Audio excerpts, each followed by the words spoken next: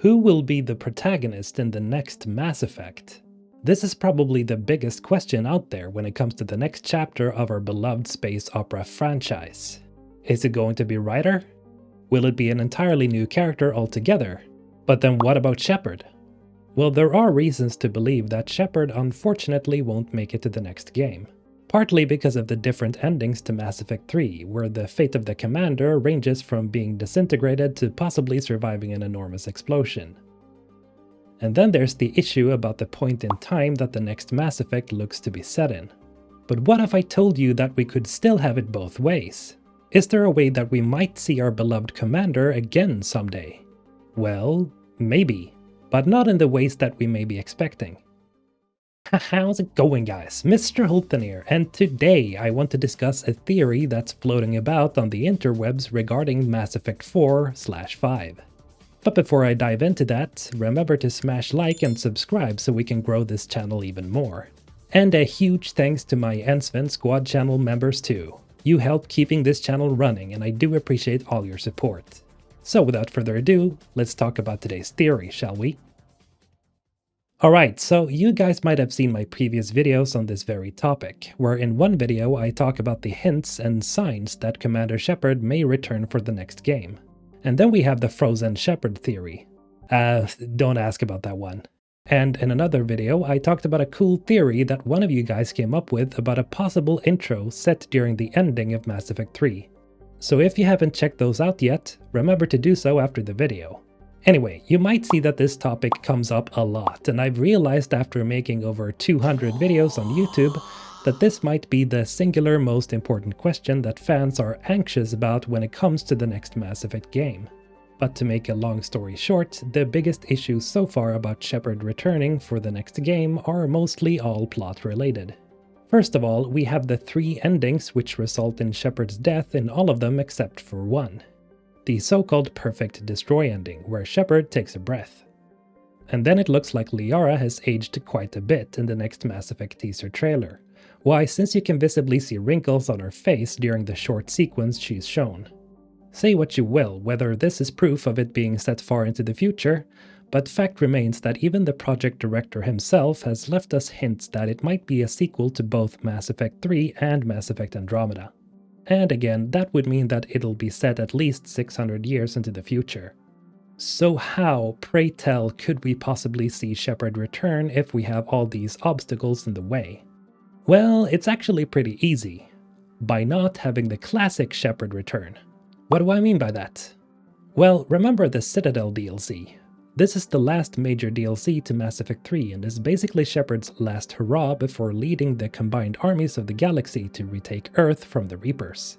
During this DLC, we discover that Shepard's identity has been, well, stolen, and soon enough we're introduced to the culprit that's making life difficult for Shepard. Which is Shepard. I'm Commander Shepard. I never hide.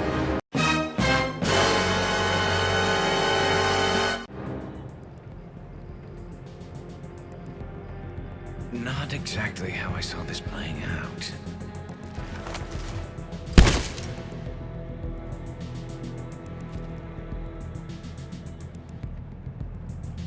Who are you?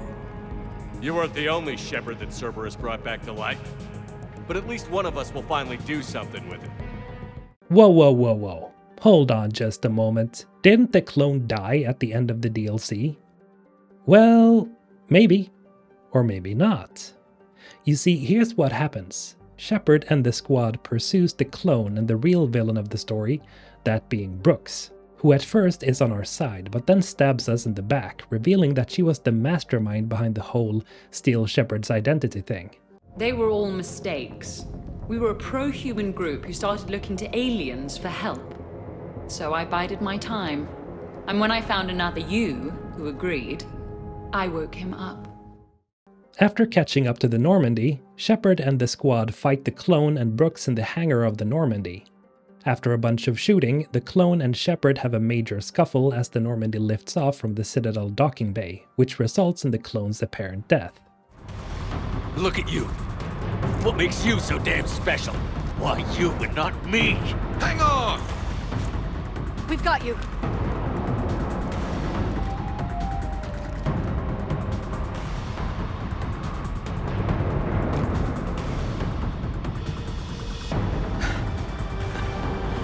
Thanks. What about him?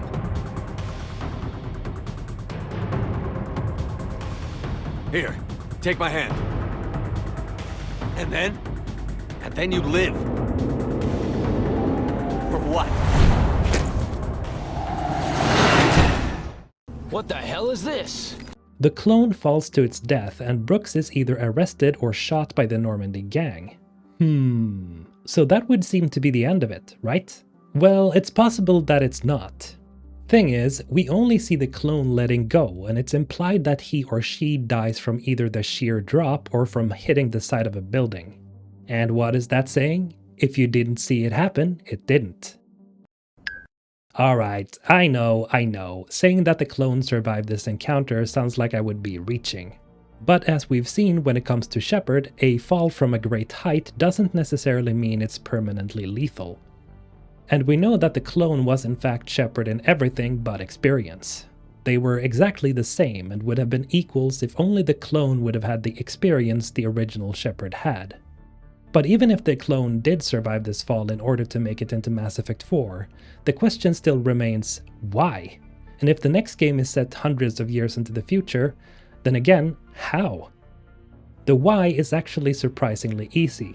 From what we can assume, Liara and her team are looking for something.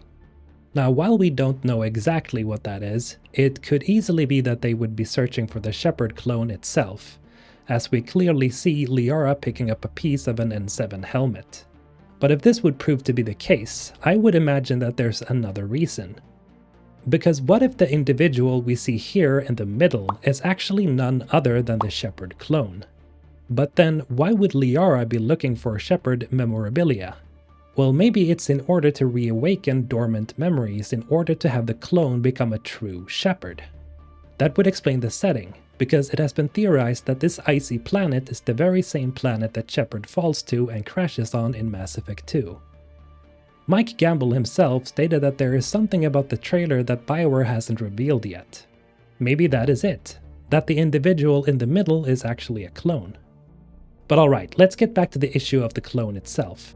If it is indeed a clone, it wouldn't make much sense if it was the same clone we saw in Mass Effect 3. Well, if this is set hundreds of years into the future, right?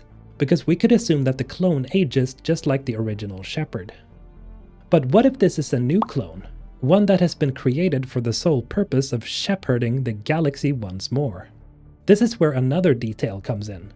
We can obviously see that the trailer is focused on Liara. We also know that she had an intimate relationship with the commander, even if they were only friends. Oh, and remember that Shepard's child theory video? In that video, I talked about the theory that maybe Liara copied Shepard's genes during the melding they had before the last assault.